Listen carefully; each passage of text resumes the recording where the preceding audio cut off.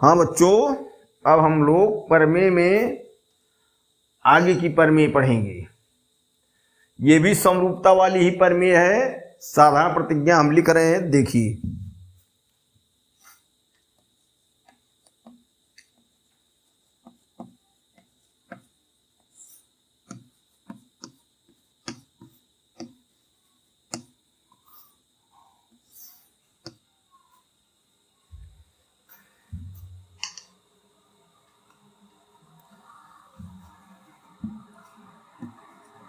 दो समरूप त्रिभुजों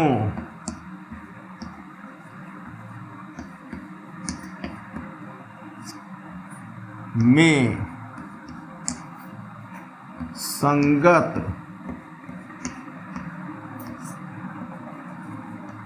भुजाओं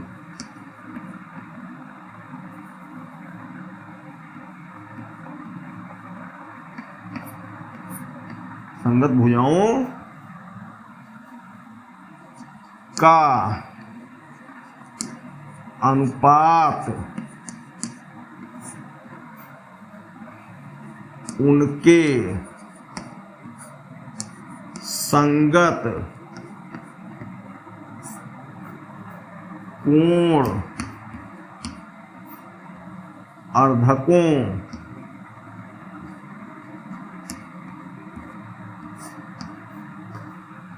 के अनुपात के बराबर होता है। इसमें अर्थ पूरा निकाला जाए। जैसे दो समरूप त्रिभुज हैं, पीछे भी जो प्रमेय हुई है ऐसे हुई है, दो समरूप त्रिभुज थे। फिर उनमें संगत भुजाओं का अनुपात जो पिछली प्रमेय में था, वहां भी ये था, दो संगत भुजाओं का बटा, अर्थात दो संगत भुजाओं का अनुपात। अब वहां था क्या? संगत ऊंचाइयों के अनुपात के बराबर या संगत माध्यिका के अनुपात के बराबर।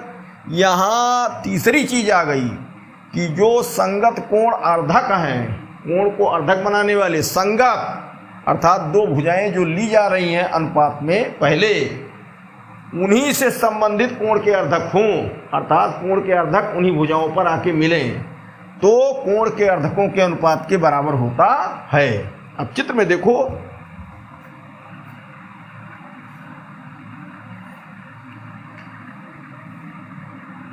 छोटा चित्र हो गया, बड़ा करो।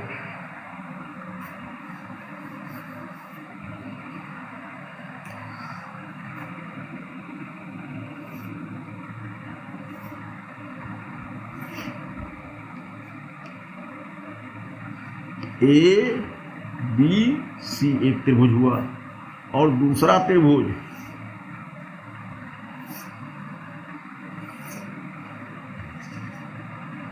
D E F. ठीक, तो दोनों त्रिभुज ये समरूप हैं, ये त्रिभुज और ये त्रिभुज दोनों समरूप हैं, अर्थात इनके तीनों कोण अलग अलग बराबर हैं, तीनों भुजाओं का अनुपात बराबर है। ठीक, अब इसमें जो चाह रहे हैं कि दोनों जो ये समरूप त्रिभुज हैं, इनकी संगत भुजाओं का अनुपात अर्थात ए बी बटे डी ई या बी सी बटे ई एफ या सी ए बटे एफ डी का अनुपात इनके संगत कोणार्धकों, अगर ये भुजा ले रहे हो, यहां से कोणार्धक ले जाओ, इन पर गिराओ। अगर BC और EF भुजा ले रहे हो तो इन पर कोणार्धक गिराओ, A का अर्धक लाओ, D का अर्धक लाओ। अगर AC भुजा बटे DF भुजा कर रहे हो, कोण B का अर्धक यहां ले जाओ, कोण E का अर्धक यहां ले जाओ।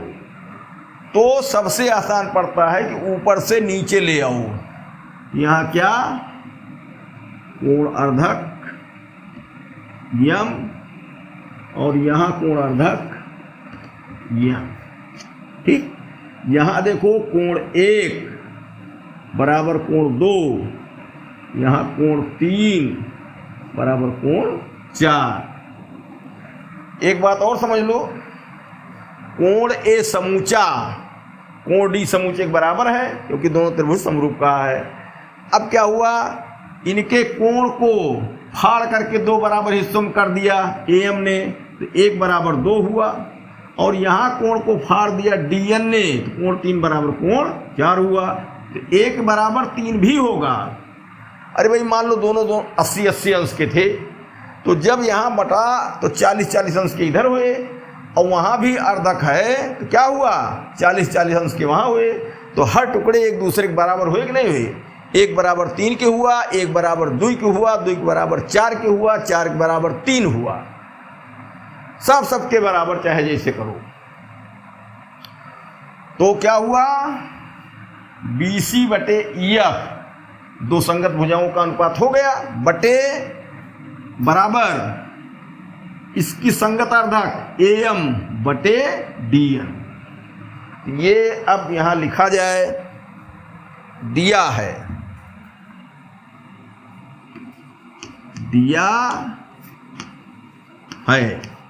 क्या दिया है, त्रिभुज दोनों समरूप, तो त्रिभुज ABC समरूप त्रिभुज DEF, ठीक, और कोण के अर्धक दिए हैं, तथा AM व DN क्रमशः कोण A व कोण D के अर्धक है, ठीक। ये दिया है, सिद्ध क्या करना है,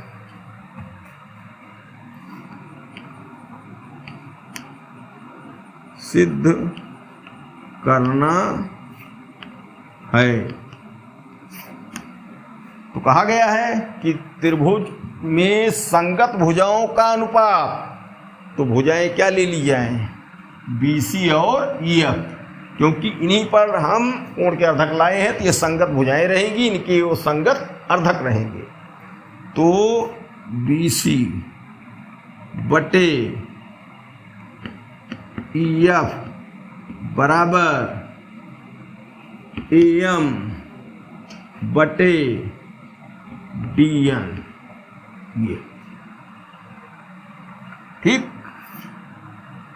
हो गया।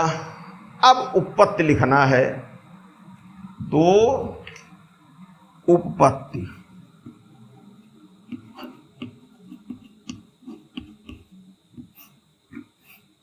ठीक। देखो यहां ये ध्यान रखो कि त्रिभुज ABC और त्रिभुज DEF ये समरूप है पहले से, तो हम क्या लिख सकते हैं, AB बटे BC बराबर DE बटे EF, या AB बटे DE बराबर BC बटे EF। ये बाद वाला लिखो भाई, क्योंकि BC बटे EF हमको आसानी में मिल जा रहा है। अब कहोगे कि AB ली गई और DE ली गई, क्यों ली गई भाई, देखो दोनों त्रिभुज समरूप हैं, AB DE से BC EF को हमने संबंधित किया, कनेक्ट किया, जोड़ा। बाद में क्या होगा अभी कि ये छोटे त्रिभुज ये लिए जाएंगे, तो AB और DE फिर इसमें रहेंगे, इनको अर्धकों से कनेक्ट कर लेंगे। तो कहने का मतलब कि AB DE इन भुजाओं से कनेक्ट हो गए, और AB DE छोटे त्रिभुज लेकर के कोण के अर्धक AM और DN से कनेक्ट हो गए। तो इन भुजाओं और अर्धकों में हम संबंध पा जाएंगे, दो समीकरण रहेगा, दोनों से देख के निकालेंगे, बस इतना है। अब कोई ये कह दे कि AC और DF क्यों नहीं लिया गया, भी भुजाएं हैं, इनको भी ले सकते हो, लेकिन तब इधर वाले दोनों त्रिभुज लिए जाएंगे, बस इतना अंतर है। अगर इधर की भुजा लेते हो तो इधर के दोनों त्रिभुज बाद में लिए जाएंगे, और उधर की भुजा लेते हो तो उधर के त्रिभुज लिए जाएंगे, कोई अंतर नहीं। फिर एक बात, पिछली दो परमेय इससे संबंधित हैं, तो इसमें दोनों मूल त्रिभुज समरूप होते हैं। बाद में छोटे दोनों त्रिभुज हम लोग समरूप करके फिर भुजाओं का अनुपात लिखते हैं। वही काम यहां भी करना है। तो क्या हुआ उपपत्ति में, चूंकि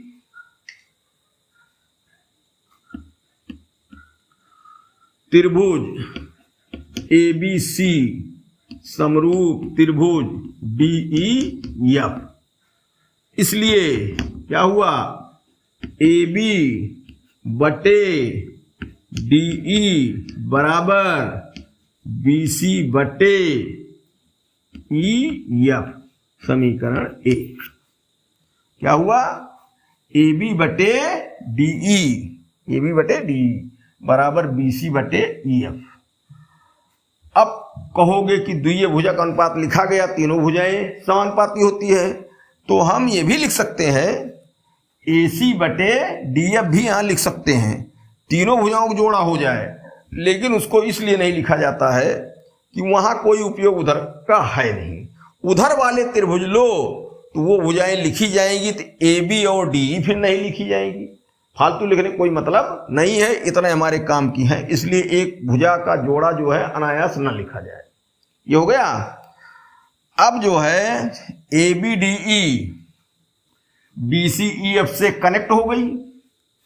अगर छोटा त्रिभुज ये दोनों ले लें समरूप, तो AB और DE AM और DN से भी कनेक्ट हो जाएंगे।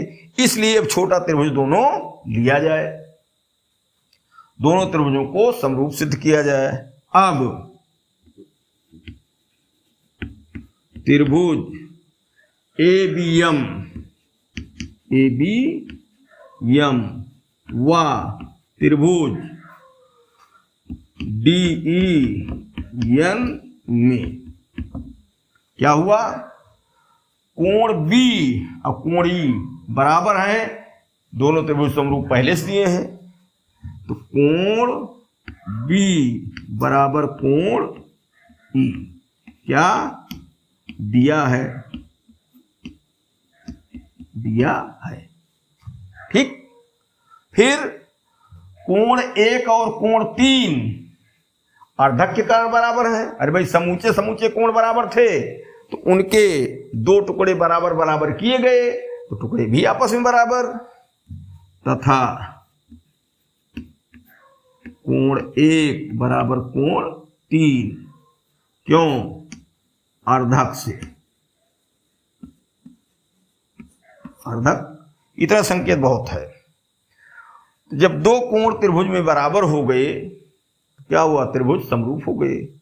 इसलिए त्रिभुज ABM समरूप त्रिभुज DEN जब समरूप हो गए, तो भुजाओं का अनुपात लिखना हमको अब मौका मिल गया।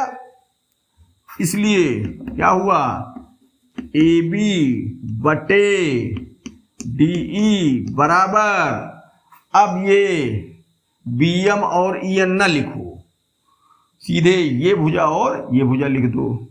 क्या हुआ, AM बटे DN, समीकरण 2। समीकरण 1 और 2 में देखो, ये और ये दोनों बराबर है नहीं, दोनों के बाएं पक्ष बराबर हैं, इसलिए क्या हुआ, दायां पक्ष बराबर। तो समीकरण 1 व 2 से क्या निकला, BC बटे EF बराबर AM बटे DN। ये प्रूफ हो गया, बस सिद्ध हो गया।